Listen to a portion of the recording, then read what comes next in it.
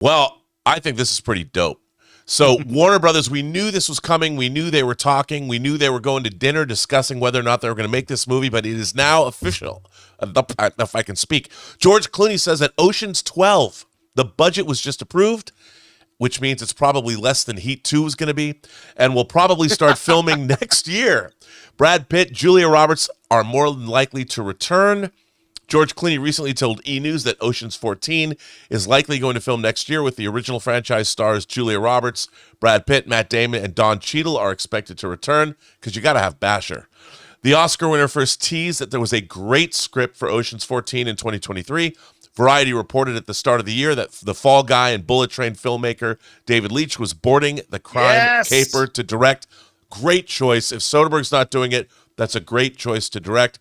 We just got the budget approved at Warner Brothers, and we're trying to set it up. Clooney now confirmed it's just scheduling, so it's just setting a start date for us, probably starting about 9 or 10 months shooting. For myself, John, I love this franchise. I didn't love 12 as much, but I think Ocean's 11 is a stone classic, and I love Ocean's 13 too because you got Al Pacino, and what a great use of a big cast.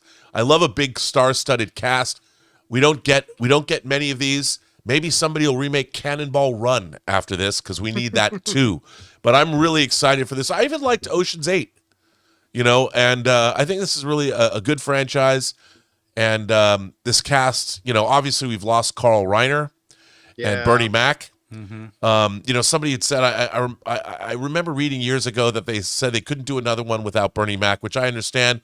Carl Reiner and Bernie Mac were great additions to this. I hope Scott Conn and Casey Affleck come back. I'm excited. What about you? Listen, I am a sucker for heist films. Everybody knows them. And the Ocean's films are right up there at the top of that entire genre for me.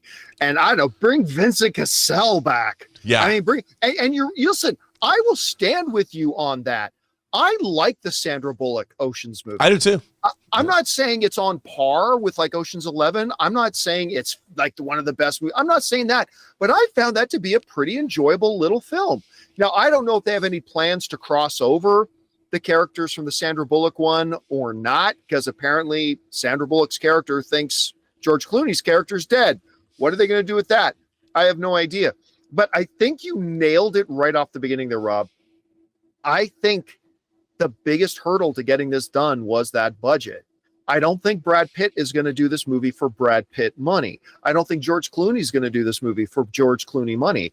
This seems to me like everybody involved, because I mean, look at this cast, right? I think everybody involved probably said, hey, whatever, we just want to do this. Yeah. So what, I mean, pay us, but I mean, we don't have to get our regular going rate for this. And I think you're right. I think this is going to be a budget that comes in under what Heat 2 is going to cost. I think it's a movie that, while not an $800 million movie, I think it's going to make more than Heat 2. And I think there'll be more people interested in seeing this. I mean, you bring in Don Cheadle back and all that. Listen, Elliot Gould can come back. Oh my God. Again, I would love to see Vincent Cassell. Look, these are just fun movies. Right? They're not etched in the Mount Rushmore of Hollywood or anything like that, but good, fun heist movies.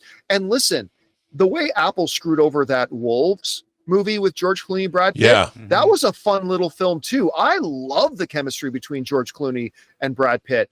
So yeah, put that on screen. It's not going to be my top 3 most anticipated film of the year, but I'm glad it's getting made and I'm pretty excited about checking it out. Me too. Guys, we want to take a second to thank the sponsor of today's video, Zapier. You know, one of the biggest game changers of the past year has been AI. But let's be real, just talking about AI doesn't actually make your day any more productive. What does make it more productive is finding tools to put AI to work for you. And that's where Zapier comes in. Zapier is the easiest way to take AI and plug it directly into the apps and processes that you're already using every day. No IT bottlenecks, no complexity, just results. For me, it's been about saving time on repetitive stuff so I can focus on the work that matters and I actually enjoy. And it's not just me. Over 3.4 million companies are already using Zapier to streamline everything from sales and marketing to IT and HR. With their AI orchestration platform, you can connect top AI models like ChatGPT or Claude right into the apps you already use. So whether it's automatically enriching leads, coaching your sales team, or even resolving IT tickets, Zapier makes it simple. Guys, join the 3.4 million companies already automating with Zapier and transform how you work with Zapier and AI. Get started for free by visiting zapier.com/Campea. That's zapier.com/Campea.